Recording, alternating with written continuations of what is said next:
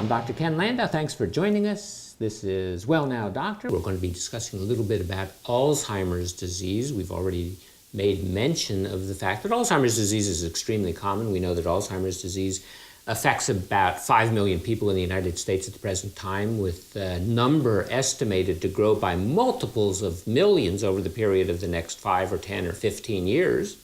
We know the condition's diagnosed once a minute throughout the day here in the United States, and we know that the condition affects men and women perhaps a little more commonly affected than men. We know that the condition increases as we age. As a matter of fact, it doubles in incidence every 5 years after age 60 to 65. We know there are two different kinds of Alzheimer's disease. There's Alzheimer's disease affecting relatively young people before they get to age 60 or 65. That seems to be highly correlated with certain genetic abnormalities. And we know the more common type of Alzheimer's disease, 95% of the cases diagnosed after 60 or 65, and those are less associated with genetic abnormalities. And if they are associated with genetic abnormalities, then they're associated with multiple different genes that we haven't really been able to get a good handle on. We know that Alzheimer's disease comes on increasingly in people who have cardiovascular issues, people who have hardening of the arteries, people who have diabetes, people who have high cholesterol, people who have high blood pressure, especially when those conditions affect an individual during the middle years, less important during the later years. We know that Alzheimer's disease probably starts 10 or 20 years prior to the time that symptoms become apparent. Well, what can you do to prevent Alzheimer's disease? As far as we know, the best things are to stay healthy, to maintain good health, keep your weight relatively normal, go out and exercise, be sociable, try not to drink too much, try not to smoke, period. Get appropriate amounts of exercise. Use your brain. Engage in social and mental activities. What could cause Alzheimer's disease? Well, we think that it might be associated with some kind of chemicals, abnormal chemicals that develop in the brain, chemicals known as beta amyloid, chemicals known as tau. We know that sometimes Alzheimer's goes through a between normal and the disease itself. We call this mild cognitive impairment, but you don't have to go through that stage. And as a matter of fact, if you have mild cognitive impairment, that doesn't mean that you go on to develop Alzheimer's disease. So you can become forgetful, and you don't have to progress to Alzheimer's disease. We know there are certain typical symptoms associated with the disease. The question is, how do we make the diagnosis? And then if we can make the diagnosis, how do we treat the disease? Do we have anything that will successfully stave off the mental deterioration?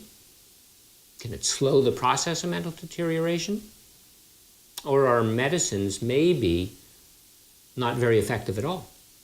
Let's discuss all of that. First, let's discuss a little bit about the concepts of certain chemical abnormalities inside the brain. And the chemical abnormalities have to do with two separate proteins. The first one is amyloid precursor protein. Amyloid precursor protein is a chemical normally found inside the nerve cells, right on the junction of the nerve cells.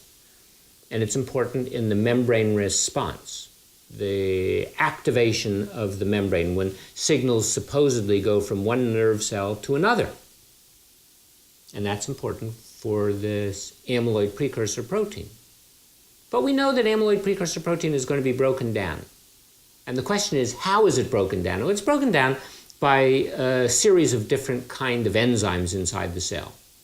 Enzymes that we call the secretases. We have AMA, we have alpha, we have beta, and we have gamma secretase. And these chemicals break down the amyloid precursor protein, but they break them down differently. So it's kind of like taking some spaghetti. If you have a whole bunch of spaghetti before you put it in the water, and you just break those fibers, they're going to break in different lengths. And so too, when the amyloid precursor protein is broken down, it's broken into different lengths. And depending on the length of the amyloid precursor protein, how much peptide is in that protein, that sort of determines whether it's going to be toxic or not. Now, we know that amyloid precursor protein, once upon a time it was thought that, well, geez, in the early onset disease, the damage was caused by overproduction of the APP, amyloid precursor protein, and it was thought that in the late onset disease, this substance wasn't broken down appropriately, and that was the cause of the disease. Now, we're not so sure. We think instead of the amyloid precursor protein, it's some of the breakdown products, and we call that beta amyloid. Now, beta amyloid can be of multiple different sizes, and it all depends on what the size of the amyloid is, how damaging it is, and how likely it is to clump. Well, it could clump inside the cell, inside the nerve cell. And if it clumps inside the nerve cell, you can imagine that protein clumping inside a nerve cell that's supposedly transmitting information from one cell to another, that can interfere with the normal function. And indeed, it seems, at least in the laboratory, that that's indeed the case. But we have some issues. And one of the issues is that if we look at the total amyloid precursor protein, or if we look at some of the breakdown products, they don't seem to be correlated with the severity of the disease or whether you're going to have the disease at all. And as a matter of fact, we know that an awful lot of people have this amyloid precursor protein, or the beta amyloid, inside the nerves, inside the nerve cells, and inside the brain around the nerve cells, but they don't have any symptoms, and they never develop any symptoms over a long period of time.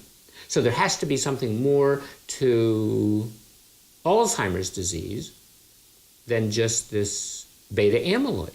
And as a matter of fact, we know that, at least experimentally, the beta amyloid, when it's inside the nerves, when it clumps inside the nerves, or when it's a significant amount outside the nerve cells, it can interfere with the nerve cell function. It interferes with the ability of the body to get rid of some toxins from around the brain. It can increase the free radical production, increase the oxidative stress. It can cause neurotoxicity, and then it can cause death of nerve cells, at least in experimental conditions.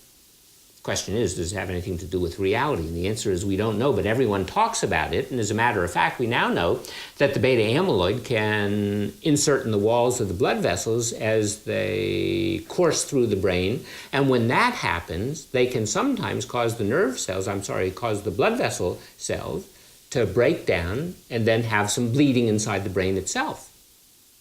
Well, that obviously isn't a good situation, because we know that high blood pressure can cause some damage to the small vessels inside the brain. And when that happens, they can bleed a little bit, lose a little bit of blood into the substance of the brain. And that seems to be able to precipitate symptoms that are sort of like the Alzheimer's disease, killed nerve cells because they're not getting enough oxygen. Well, all this is very important, and it seems that the beta amyloid is going to deposit around the hippocampus. Hippocampus is in what we call the temporal lobe, and it's the temporal lobe where your memories are formed, and specifically in the entorhinal cortex. And that seems to be damaged first, and as the process goes on, then the amyloid spreads out, not just in the temporal lobe anymore, but in the frontal lobe and the parietal lobe, and then you lose some language abilities, you lose some visual spatial correlations and abilities. We call these neurofibrillary plaques. They can damage the nerve function. Okay. And they do that by interfering with the nerve cell function. Well, we have another chemical, and this chemical is known as tau protein. And tau protein, again, is normally present. It's present inside the nerve cell, and it's very important in maintaining the structure of the nerve cell. But unfortunately, the beta amyloid allows the tau protein to go through some changes. Among the changes, it adds a phosphorus, and then we get what's known as hyperphosphorylated tau protein. And that seems to be highly damaging to the nerve. Can kill the nerve, can make the nerve cell die. And then with fewer and fewer nerve cells, we have basically the same sort of thing that we postulate with beta amyloid. Now, which is most important? It's really impossible to say if either of them is important, but at least the science right now seems to be focusing on these two areas as major impactors of brain function. And if we have enough abnormality in either the beta amyloid or more likely the hyperphosphorylated tau protein, then unfortunately the nerve cells die. And when the nerve cells die, and they do it in a progressive fashion, then we have significant disease. So the question is, Are either of these important? Well, remember, we find them in normal brains, and we can't directly correlate them with many cases of Alzheimer's disease. So there's probably some other kind of an abnormality that we don't understand at the present time, and it might have something to do with just age, because we know that in those societies where a lot of people live to age 80, we find about a third of the people develop Alzheimer's disease. So it might be just a normal part of the aging process, just the deterioration of the cells in the brain. But the question is, why do the cells die? And the answer is, at least at the present time, we don't know. But all of these products, the beta amyloid and the tau, they might interfere with a substance called a neurotrophin. And a neurotrophin, something like a brain-derived neurotrophic factor, a substance that's very important in maintaining the life of the nerve cells, might be interfered with.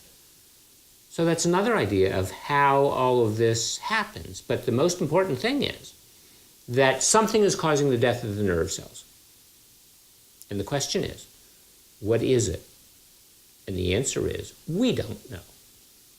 Going on, we know that if enough nerve cells die, you might get into a condition, or might develop a condition, that we call mild cognitive impairment.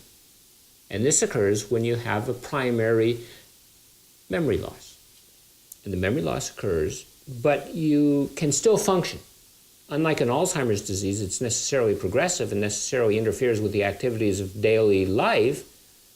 The mild cognitive impairment does not impair your activities of daily living. You can go on for long periods of time. And the question is this normal aging, or is it a pre-dementia state, pre-Alzheimer's disease state? Well, we know it can be stable for years. Another thing that is different between mild cognitive impairment and Alzheimer's disease. Remember, Alzheimer's disease has to be progressive. This condition doesn't necessarily have to be progressive.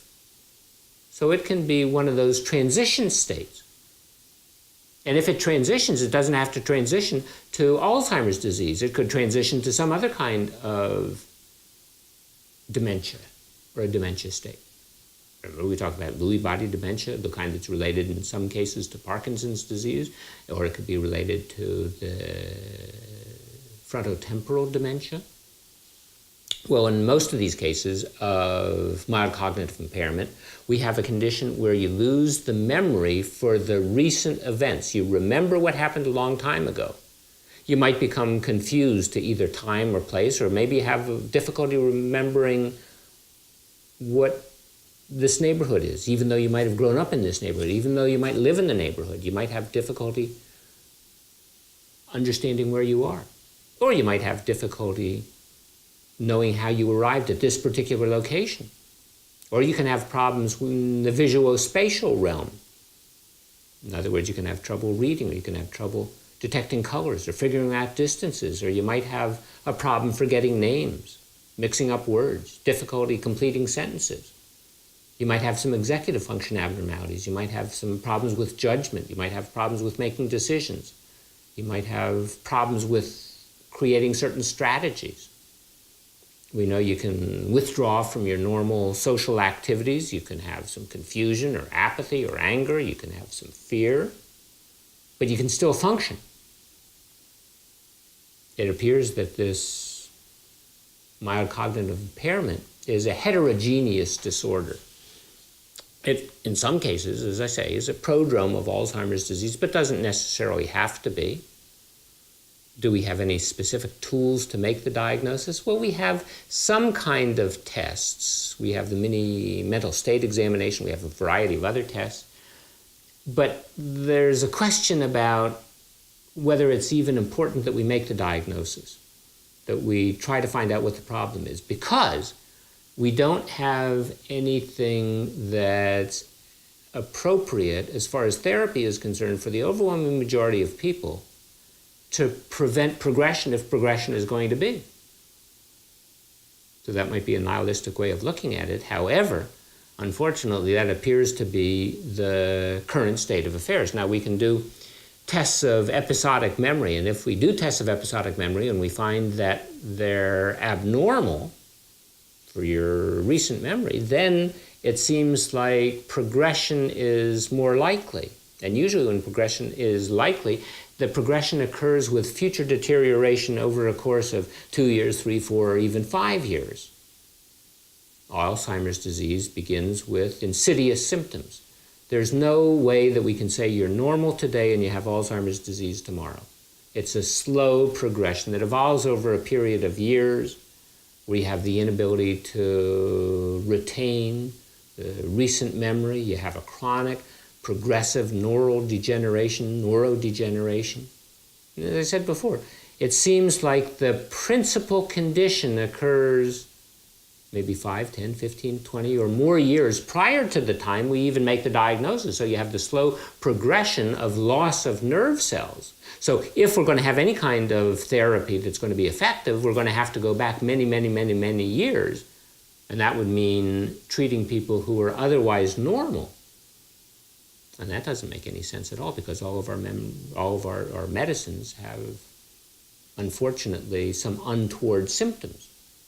So as we look at Alzheimer's disease and making the diagnosis of the condition, we talk about people who have difficulty with memory, who have psychiatric or psychological changes, people who have the decreased verbal memory. We find that people have abnormalities with executive function. They can't perform sequential tasks. They can't plan. Their judgment is off. They have problems with dementia, and if they have compromised vascular supply to the brain, well, they have a 30% worsened condition than if they don't.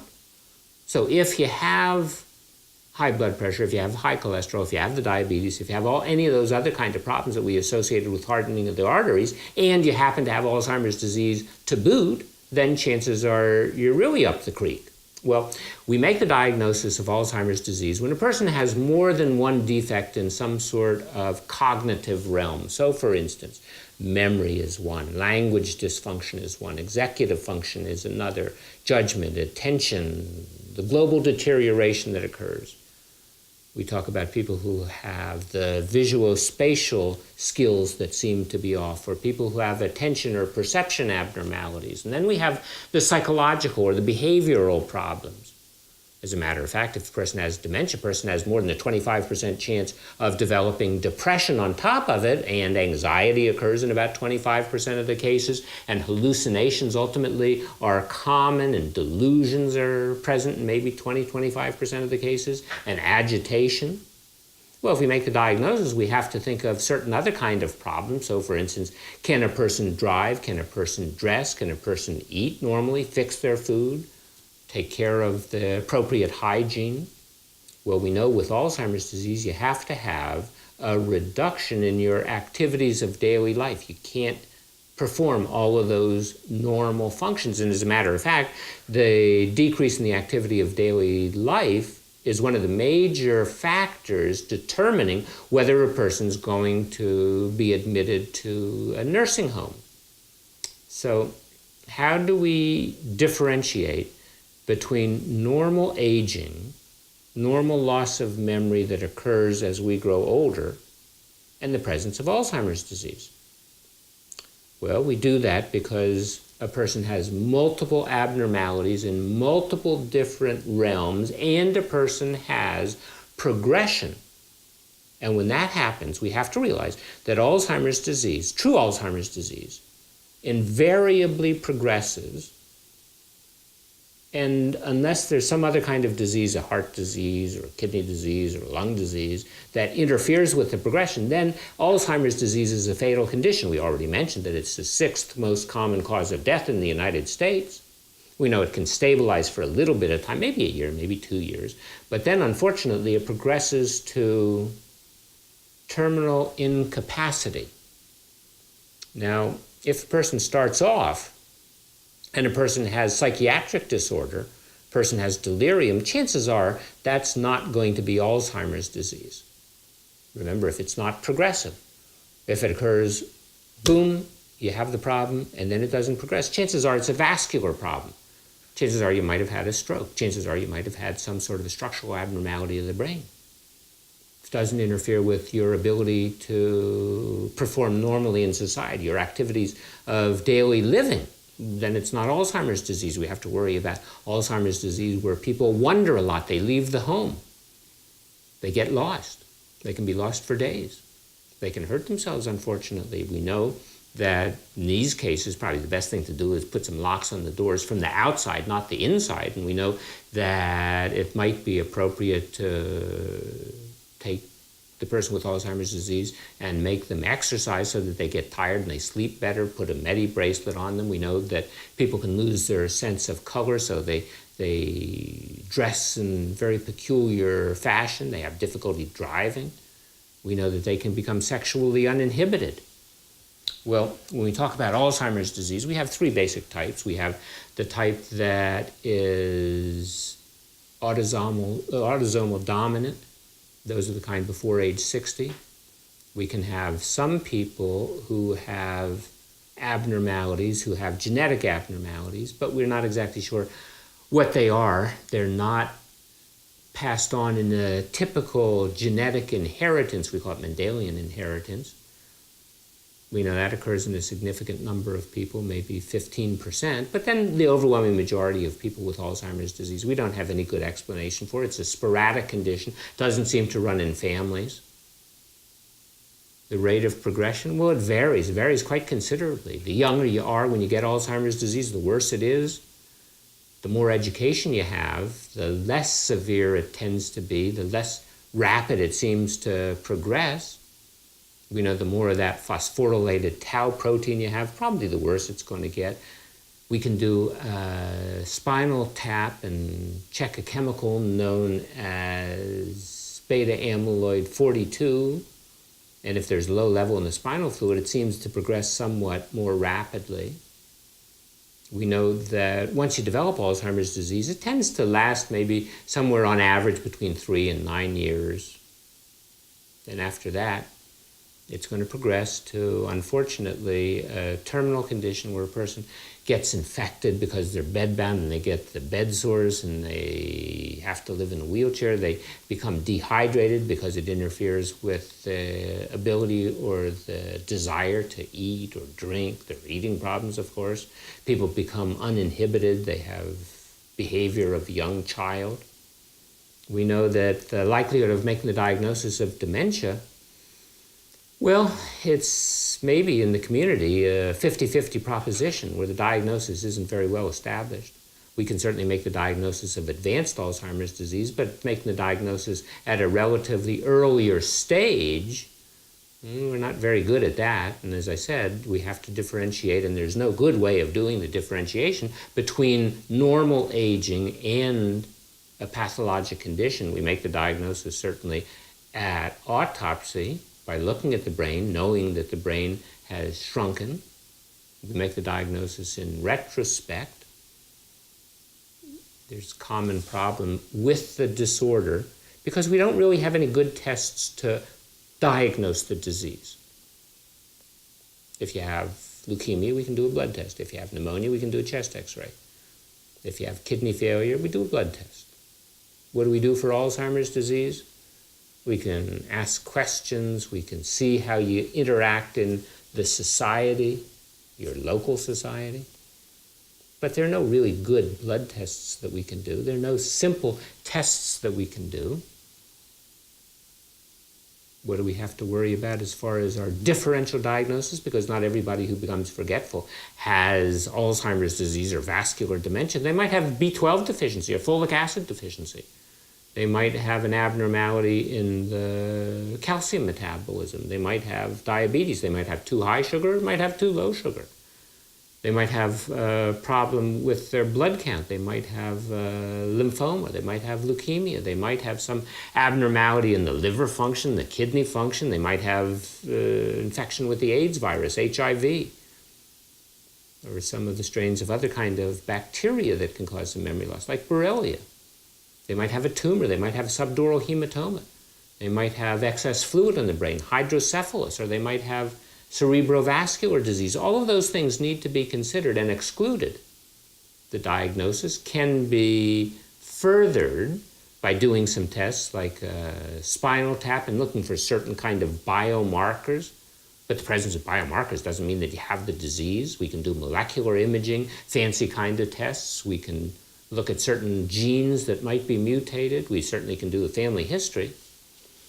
We can do simple tests like an MRI. We can get an idea that you have a problem because of the MRI. The MRI shows loss of cells, loss of brain volume, certainly in the temporal lobe, then spreads out. We know that in the hippocampus, that area of the brain, that seems to be primarily affected.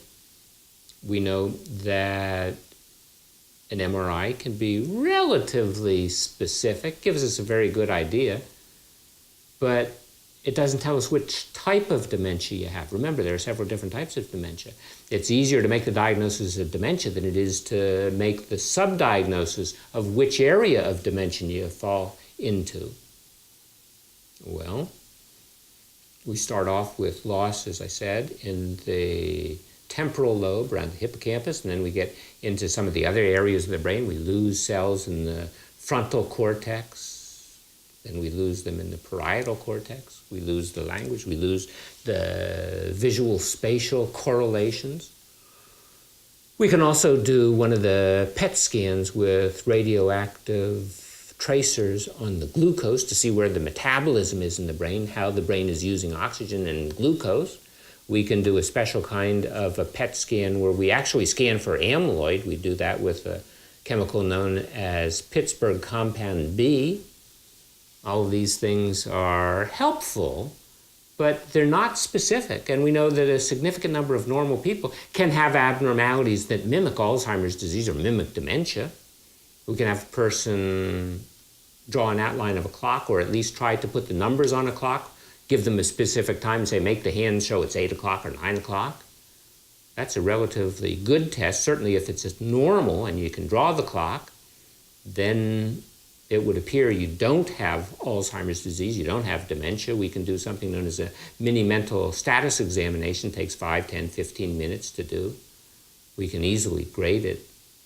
We can determine from that if a person's likely to have dementia, a problem with cognitive impairment. We can do certain other kind of written tests. We can do a clinical dementia rating scale test. We can do a global deterioration scale. There's one known as the FAST test. It's the functional assessment staging procedure. All those kind of tests can be done. We can do a spinal tap and we can actually look at that either beta amyloid or the tau protein. That gives us an idea that something is going on. But again, we can't diagnose the disorder specifically on just that single test. There are other kind of tests that can be done. There are examinations for biomarkers and inflammatory markers and genes and environment.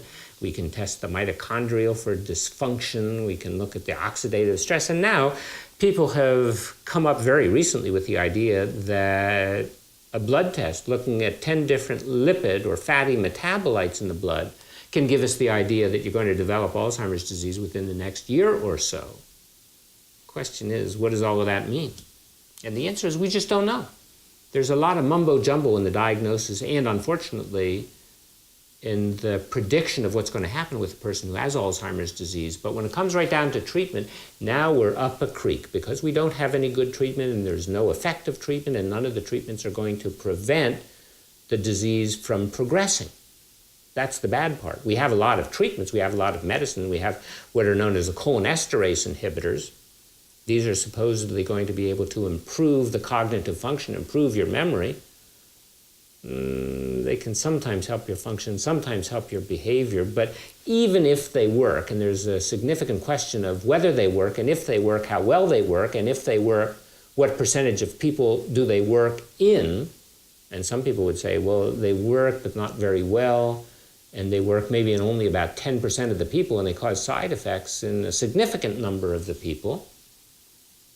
And unfortunately, the most they can do is they can slow down the condition just a little bit. The first medicine in this family that came out in 1993. It was known as Tacrine or Cognex.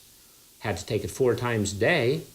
And it had some symptoms associated with it, some problems associated with the medicine, so it's not used much anymore. It's still on the market. And it only improves the Alzheimer's disease or improves the cognitive function a tiny bit.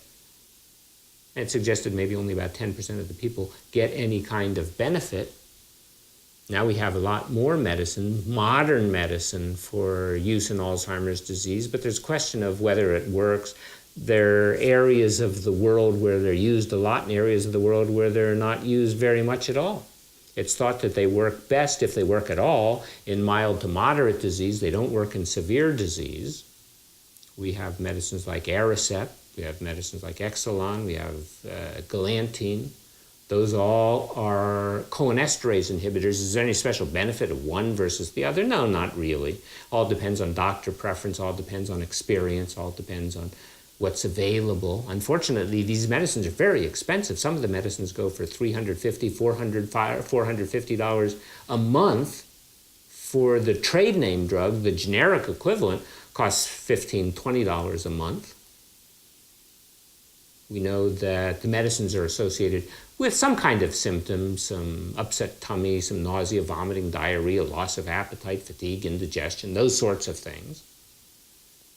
There's a question of other kind of medicine that you might take. We know that a lot of people itch, so they might take something like Benadryl. Well, Benadryl reduces the amount of acetylcholine in the system.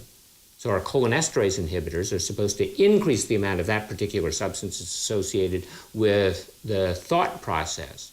But it's knocked down by you taking Benadryl. So obviously, if you take a Benadryl, that's why you feel kind of dopey on the daytime, makes you a little bit sleepy. Certain sleeping medicines also, by the way, are not a good idea to take if you have Alzheimer's disease. We have another medicine called Namenda or memantine. This medicine, again, is very expensive.